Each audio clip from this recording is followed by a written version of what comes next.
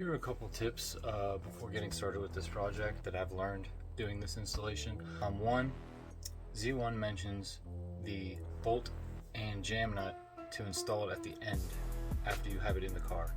Don't do that, do it at the beginning, because there's no way that you can actually install it once you have the bracket in the car. The second tip is you may run into an issue where all three bolt holes don't line up. I've seen other people run into this issue. I guess some people don't, but for me, my center screw was not lining up perfectly. It looked like I had to notch it about 2 or 3 millimeters above the hole, like notch out the top of the hole in the bracket about 2 or 3 millimeters to get it to go in without any trouble. I was able to get it in a couple of turns, but then it got really hard to turn. I didn't want to strip the threads, so I just opted to run with the first and third bolt. It seems to hold it just fine.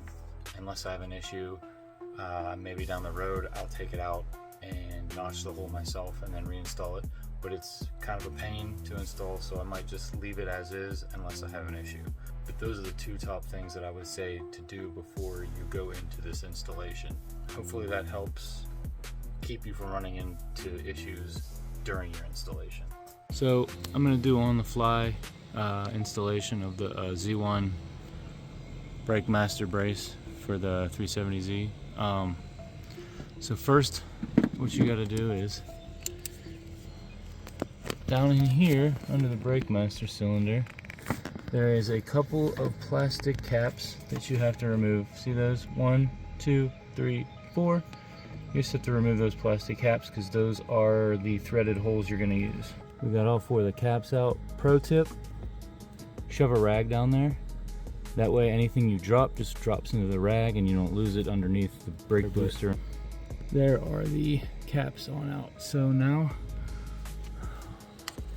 we're going to put the bolt into it first so we don't have to do it after we've already put it in. And we're going to get our screws, which are right here. The threaded holes you're going to use is the first one, the second one, and the last one, I believe, out of the 4. But this is how I did the 4th. So I did the furthest one first. You can see I taped the bolt to the tool so that it wouldn't drop off. This is like a snake, and I used this little gripper tool. You can see the little hand gripper. I used that to kind of guide it into the hole, so I didn't have to stick my hands down there and try to guide it. And here's the middle one. You can see it kind of did the same idea, except for this, I had to come in behind both of these pipes so that I could get a good bend angle, and I had to grip the front. You can see I had to grip right on the tool, right behind the screw, to get enough, to get an angle to be able to bend it enough to get in there. And you can see I just gotta finish it, focus up. I just gotta finish threading it in, but that's the middle one, and then we'll move on to the one right there, the close one. Here you can see with the blue tape, that is the closest one. We got that one in the same way, gripping the head with this grippy tool, and then sliding in behind all this stuff with the snake.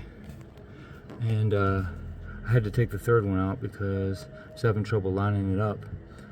To me it looks like the third one, the hole might be a little lower than the threads. I'm going to try to put it back in, but if I can't put it back in, I'm just going to leave it with these two. You can see I backed out the middle one to give me a little bit more play, but it doesn't seem like there's going to be a lot of space on that last one. So I'm going to try to put that back in the same way that I showed earlier, and if I can't, then we're just going to leave it these two.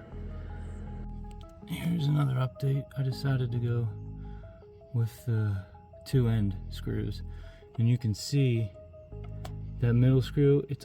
I would say before you put that on, notch it out a little bit. I think the top of the hole, if you notch it out a little bit, you'll be able to get this one in. But I got the first and third one in. I've been using this on the other two, and then all you have to do is turn the nut out till it's up against the brake master, and then take your lock nut and twist it in up against the bracket, and you're done. Oh, there you go. I could only turn the screw in a couple of turns, and then it just got too hard to turn, and I didn't want to strip the thread. So maybe someday I'll take it out and I'll notch that center hole open a little bit so I can get the screw all the way in. But until then, I just put one of those plastic caps that you take out. I put it back into that empty screw hole. But I think these two should be sufficient to hold it anyways. That's installed. Well, I gotta adjust this nut, but that's how it looks installed, and I gotta pull those rags out of there. Final tip, your best bet into tightening these, the jam nut and the nut, is a 19-inch crow's foot. It's like the only thing I could find that would fit on there.